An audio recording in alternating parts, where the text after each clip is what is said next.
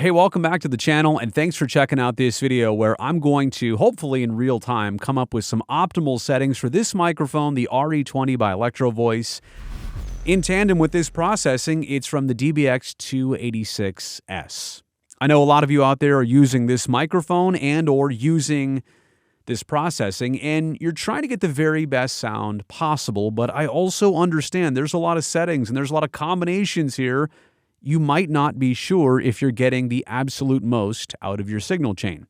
I've been there before, so I'm here to come back and help you now understand at least what works best for me in this combination of microphone and processing, but you also need to understand the end result here, and I'm going to share all the possible settings with you, all the final settings that I feel are optimal, but it may not be what works best for you still.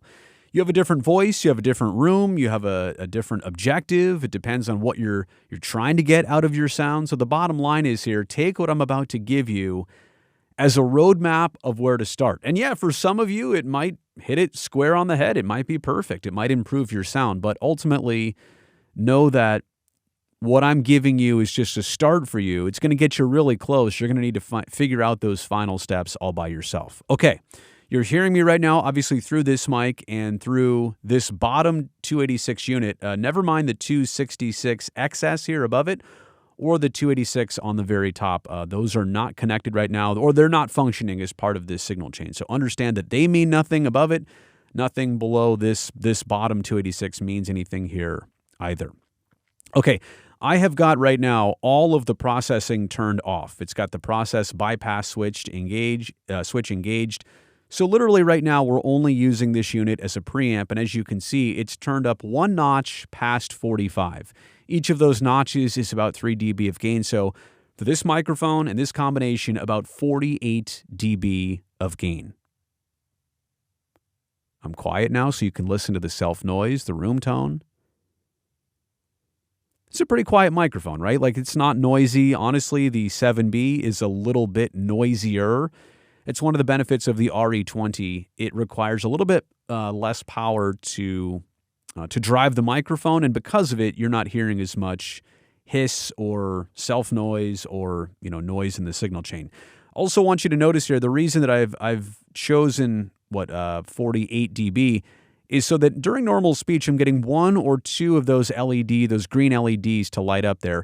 The first one is for -20. The second one is for -10. If I get to yelling a little bit, you can see that it gets to 0. That yellow light is 0. I never want it to get to red. That's clipping. But getting it to 0 during screaming, shouting, okay, fine, we can deal with that. Optimally, I want 1 or 2 LEDs under normal to excited speech. I've got the, I don't need phantom power, so that's off. I've got the 80 hertz high-pass filter right there, engaged. Let me show you what it sounds like off. And you know what? I had it on the SM7B earlier, and that microphone just has a little bit too much mud down low. Actually, I kind of don't like the way this microphone sounds with that disengaged. So here's how it sounds off, here's how it sounds off, and I'm going to turn it back on. I feel like there's just a little bit more clarity, there's a little bit more balance to my voice and the tone of this microphone when that is engaged. So I like that for right now. But again, the signal, the chain is completely bypassed from the compressor stage all the way on because this red light is on, right? So let me turn off, I'm going to turn off the process or the bypass right here. But you're also not going to notice a different sound because all of these dials are turned off. They're all in the off position. Nothing else is happening. First thing we'll get to is the compressor section. And there's one thing about the DBX 286S. As soon as you start compressing, self-noise and hiss goes up in your signal chain. That's just the way that this compressor works. I'll let you hear it all the way up. I'll try and be quiet here.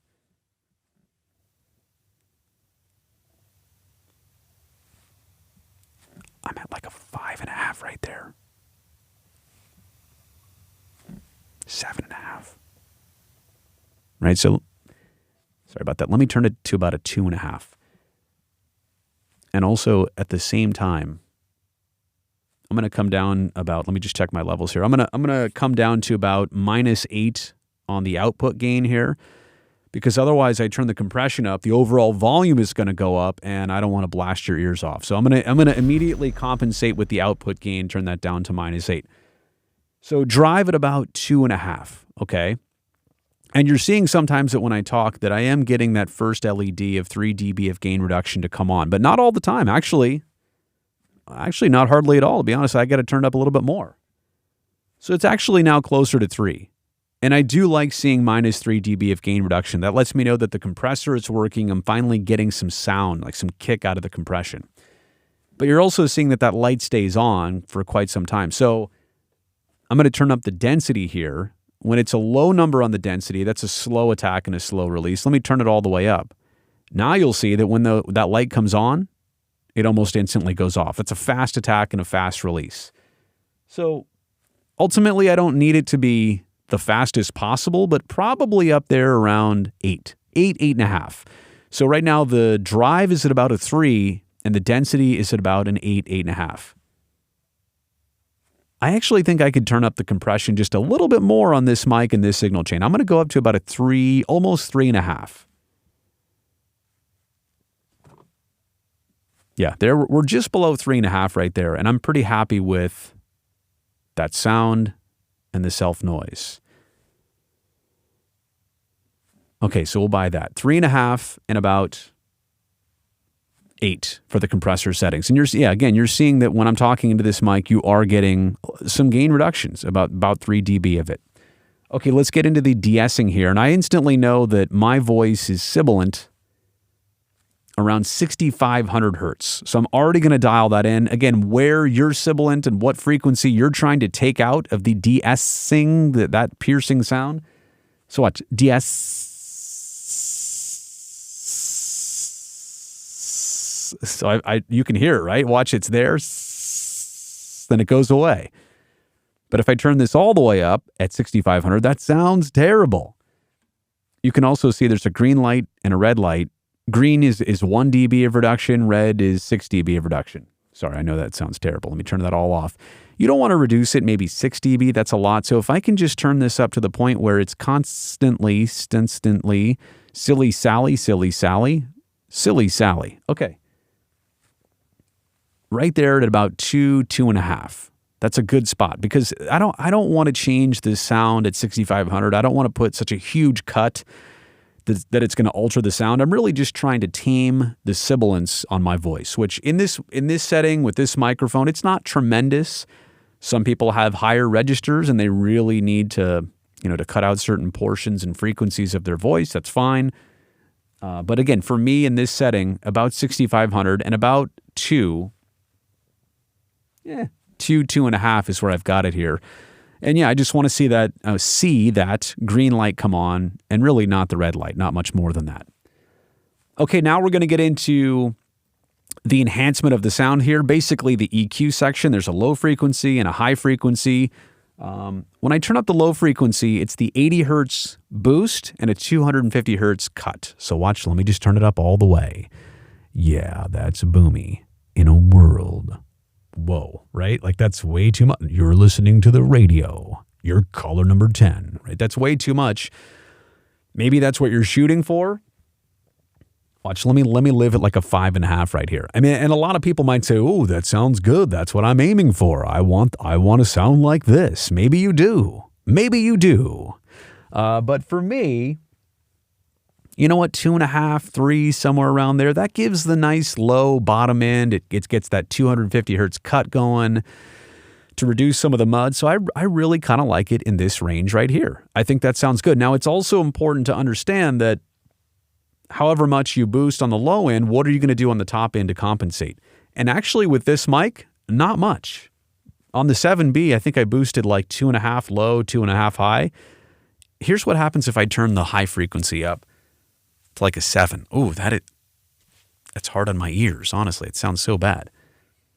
But even if I have it here to 2.5, I'm not sure that I like that. I feel like even this might be a little bit too much, as opposed to, honestly, this is all the way off right now. This microphone has such a good top-end presence already.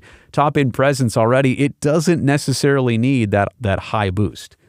So in fairness, I'm going to keep it below 1. Maybe somewhere between 1 tick and between 1 tick and 1. We're like just below 1 right here on the high frequency. Just a little bit of sizzle, but barely anything to notice. Okay, so now that we've got this far, right? Compressor, de-essing, some EQ, low and high frequency. Let me just give you a little A/B test. Here's the signal completely processed, and now I'm turning it off, right? And I'll also give you a little bit more of that gain. Actually, no, I don't need to touch that. This is what it sounds like raw. This is how you heard it before. This is, it doesn't have a boosted or fun or like sizzly sound to it. It's fine, right? But you compare that to, okay, now I turn this on, and it is louder, and it does have compression, and it does have EQ. It's got all the bells and whistles. This is a more, enhanced, processed sound. And that's why you're using a preamp processor, right? To get something a little bit more out of your microphone and out of your signal chain. So this is what it sounds like with it. This is what it sounds like without it. Clearly, there is a difference in my ears as I speak it and listen to it back. Okay, and then the last thing here is the expander gate, but I have to tell you, this is more of a gate than true downward expansion. I'm just going to tell you already what kind of works for me. 1.75 to 1 is a ratio. And all you really do is turn up this threshold. See the green light? That means the gate is open. It's not blocking anything out when I'm done talking. So I'm going to turn this threshold up until I first get that red light. Click, click, click, click. Okay, there it is. Green light, red light. Okay, right there. That's the point where this expander gate is barely starting to work. It's not overworking, and let me tell you, when you overwork this 286S from the expander gate section, it starts to have a lot of gate chatter. And by that, I mean it's not too bad here on the RE20. You can actually cut out a lot of background noise. Listen up close here to this.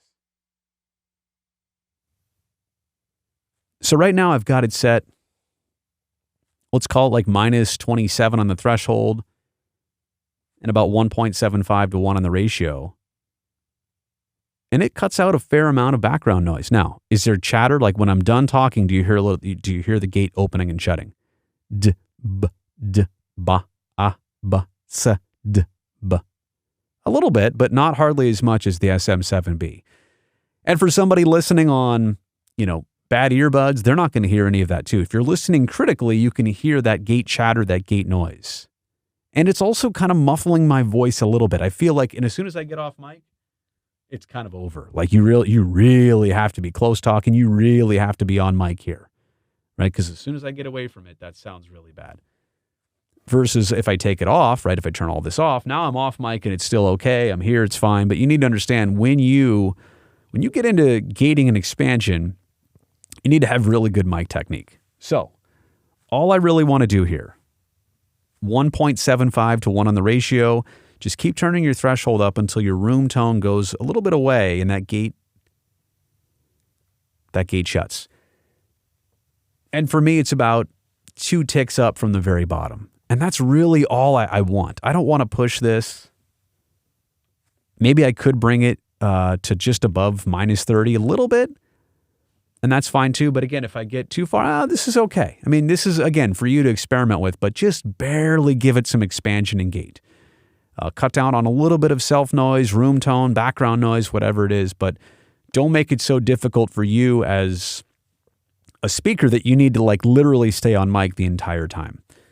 And then last but not least, the output gain, it has not been changed since the very beginning with compression. That's still sitting at about minus 8 dB. So there you go. Let me just run through the settings again.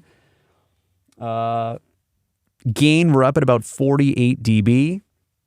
Phantom power not needed. The 80 hertz high pass filter is on. The bypass, the processing bypass, obviously is not activated. I want all this processing. The drive for the compressor is about a 3.5 to get me about 3 dB of gain reduction. Density is at about an 8.5 here on the compressor. 6500 is where I cut my de-essing. I'm cutting to about a 2.5 right there. Low frequency enhancers at a 2.5. High frequency is just below a 1. Again, this mic, good top end already, doesn't need much. And then with the expander gate, I am, let's call it like 36 dB, minus 36. and then the ratio 1.75 to 1, and the ultimate gain reduction at the very end is -8. So there you go. There's how this sounds, and hopefully that helps you. Not that copying it's going to give you ultimately guaranteed the best sound, but it's going to give you a great place to start. Hopefully now, though, you understand about this unit, what it does, what you can do better with it, and also what you can quickly overdo with it. So be careful. Keep tinkering. I always say record it, go back and listen, record it, go back and listen. After a lot of hard work and practice and training, you will get there, I promise. Hey, thanks for being here on the channel. Subscribe. I would really appreciate that. Thumbs up on this video if it provided you value. And stay tuned. Stick around. I've got lots more great stuff coming out quite soon.